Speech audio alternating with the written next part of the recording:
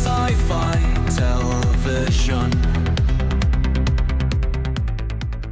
Ever get that feeling like you're watching a show that takes the ordinary, like everyday life and just throws it into like a blender with a totally unexpected? Oh, yeah. It's like peanut butter and pickles. You wouldn't think it works, but then... Right. Well, that's what we're diving into today. The Middleman. Yes. A show that only ran for a single season but still left a mark. A cult classic. And honestly, I'm excited to unpack this one. It's got a lot going on. Yeah, The Middleman definitely crammed a lot into its short run. So for anyone who might have missed it, picture this. Wendy Watson, a struggling artist, like really struggling, suddenly finds herself recruited into this super secret organization. And they're not exactly dealing with, like, parking tickets and noise complaints, are they? Nope. We're talking threats that are seriously out there. Alien invasions, mad scientists, you name it. It's a huge jump from trying to make rent to, saving the world. That clash between the mundane and the totally insane, I think that's a big part of what makes this show so interesting. For sure.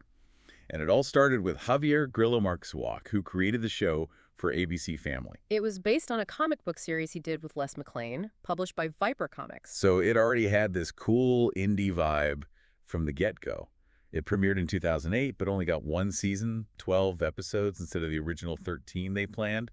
Apparently the ratings weren't great. Which is a shame because the premise is so clever. You've got Wendy, who's this relatable, down-to-earth artist, suddenly thrown into this crazy world by the middleman himself. He's this freelance fixer, like a superhero for hire, who deals with all these exotic problems, which, putting it lightly. And it's not just a two-person show. You've got Ida, who's their robotic assistant. Oh, Ida. She's designed to look like this grumpy schoolmarm, which just makes it funnier when she's helping them fight like interdimensional slug monsters or whatever. Exactly. And then back in Wendy's normal life, you've got her roommate, Lacey, who's this super passionate animal activist. And then there's their wacky neighbor, Noser. These more grounded characters actually help balance out all the craziness, They keep it from getting too out there, even when things get incredibly weird, which they do a lot. They faced mad scientists, hostile aliens. Oh, and supernatural beings, like actual ghosts and demons. I remember there's one episode with a terracotta warrior, like straight out of a museum, coming to life and wreaking havoc. Yeah. And who could forget the trout-craving zombies?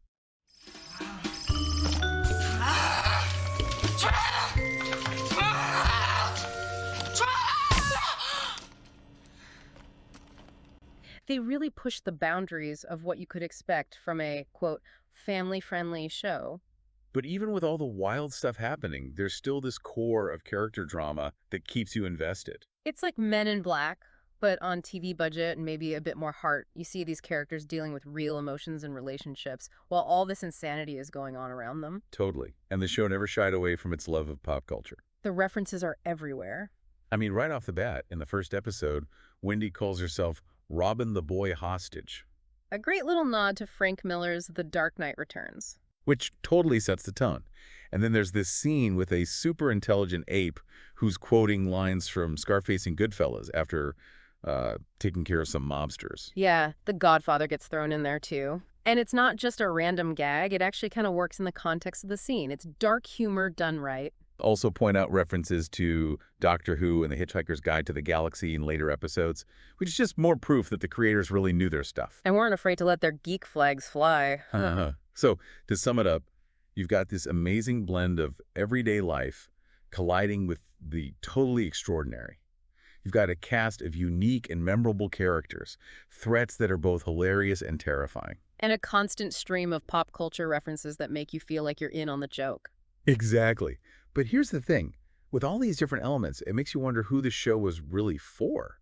Was it trying to appeal to too many different audiences at once? It's a good question. Maybe that's part of why it didn't last longer. Or maybe that unique blend is precisely what made it find a devoted audience after its cancellation. Like it became this cult classic because it dared to be different. So for everyone listening, what do you think? Did The Middleman get lost in the shuffle because it was too ahead of its time? Or did its niche appeal help solidify its place as a cult favorite? We want to hear your thoughts. Until then, stay curious. Keep exploring. Forgotten sci-fi television.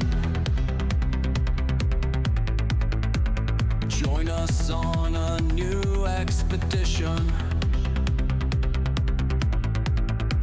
searching through the TV archives for the shows that failed to realize their potential. Join us as our valiant team, a human and to AI dream, seeks the stories we've forgotten and explore themes both fresh and rotten.